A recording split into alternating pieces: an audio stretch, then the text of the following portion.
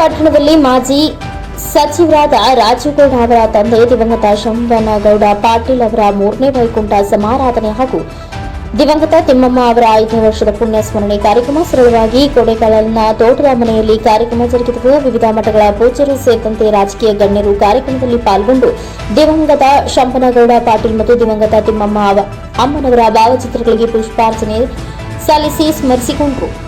ದೇವರ ಮಠ ಶ್ರೀ ಶಬ್ರ ಶ್ರೀ ಶಿವಮೂರ್ತಿ ಶಿವಾಚಾರ್ಯ ಮಹಾಸ್ವಾಮೀಜಿಗಳು, ಸಂಸ್ಥಾನ ಹಿರೇಮಠ ದೇವಾಪುರ ಬಬಲಾದಿ ಇವರ ಆಶೀರ್ವಚನ ನೀಡಿದರು.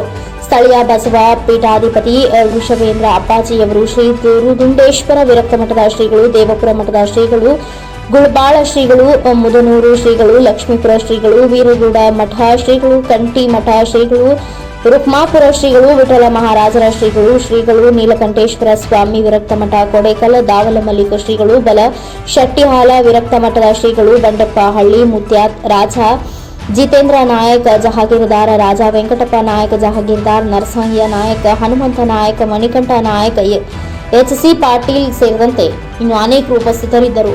ಕ್ಯಾಮರಾಮ್ಯಾನ್ ಲಾಲ್ ಸಿಂಗ್ ರಾಥೋಡ್ ಜೊತೆ Shipu Rathod, NKS TV4 news, Kodekal.